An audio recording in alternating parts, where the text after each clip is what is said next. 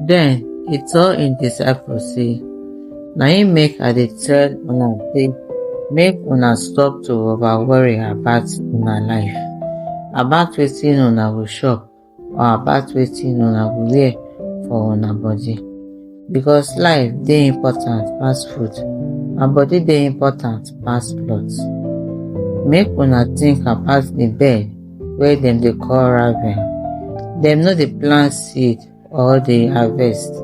Dem no get where dem dey gather food put or house where dem dey store things put. Still, God dey give dem food. Una no get value pass bird by far? Who among una fit add small time join in life because e dey over worry? So, if una no fit do that kind small thing, why una dey over worry about the other things?